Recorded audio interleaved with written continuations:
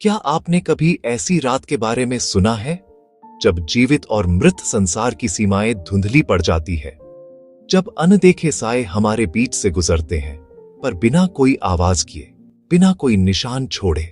भूत चतुर्दशी, दिवाली से एक दिन पहले मनाई जाने वाली भूत चतुर्दशी, जिसे कई क्षेत्रों में नरक चतुर्दशी भी कहा जाता है। ये रात केवल अंधकार पर प्रकाश की जीत की कहानी नहीं है, बल्कि यह उस अदृश्य दुनिया की भी याद दिलाती है जहां आत्माएं भटकती हैं, कुछ शांति की तलाश में तो कुछ अपने घर का रास्ता ढूंढती हुई।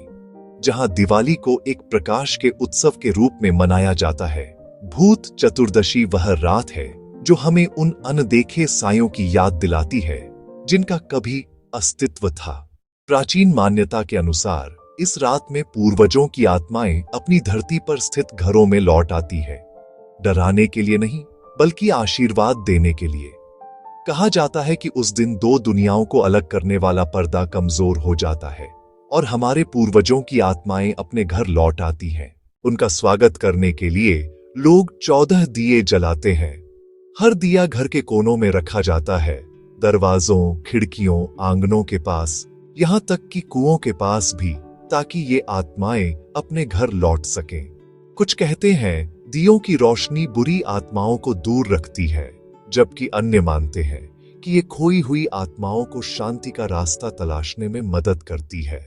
महाराष्ट्र और बंगाल में इस दिन एक विशेष स्नान किया जाता है जिसमें जड़ी बूटियों का लेप लगाकर शरीर और आत्मा की शुद्धि की जाती है। कई परिवार इस रात बिना प्याज लहसुन वाला भोजन बनाकर घर के बाहर रखते हैं, उन अदृश्य अतिथियों के लिए जो हर साल इसी रात लौटते हैं। बंगाल में भूत चतुर्दशी का एक खास रिवाज है जिसमें कुल 14 प्रकार की शाकों को एक साथ पकाया या परोसा जाता है। लेकिन इन रिचुअल्स के पीछे भी एक कहानी छिपी है।